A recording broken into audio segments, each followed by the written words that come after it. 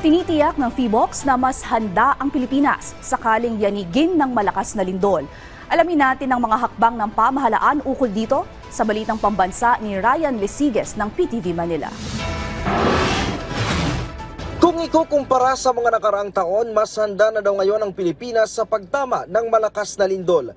Ito ang giniit ni PHIVOLCS Director Dr. Teresito Bacolcol sa programang Bagong Pilipinas Ngayon. Malaking tulong daw ang mga ginagawang quarterly simultaneous earthquake drill ng NDRRMC para malaman ng publiko ang mga dapat gawin bago at pagkatapos ng lindol. Dahil daw kasi dito ay mas nagiging aware ang publiko sa maring epekto ng lindol. Ginawa ni Bacolcol ang pahayag matapos ang pagtama ng magnitude 7.7 na lindol sa Myanmar at Thailand na kumitil ng maraming buhay.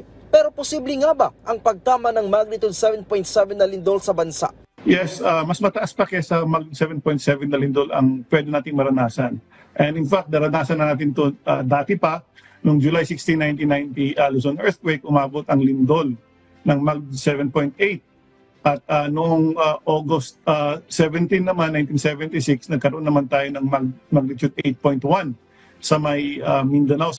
Sa buong Pilipinas, aabot daw sa 180 ang active fault segments at 6 na trenches at lahat daw ng ito ay may kapasidad na makapagpagalaw o makalikha ng mahina hanggang sa malakas na lindol. Kabilang na sa pinaghahandaan ngayon ng pamahalaan ang posibleng pagtama ng tinatawag na The Big One. Kabilang daw sa tinututukan ngayon ay ang infrastructure vulnerability, partikular sa Metro Manila.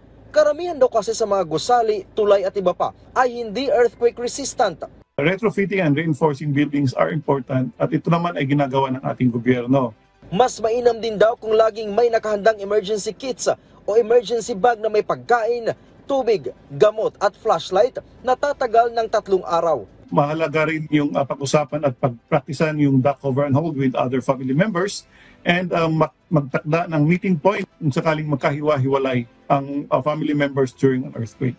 Matatandaan na base sa pag-aaral ng PHIVOLCS, MMDA at JICA noong 2004, aabot sa mahigit 33,000 ang magiging casualty sa Metro Manila dahil sa pagtama ng The Big One.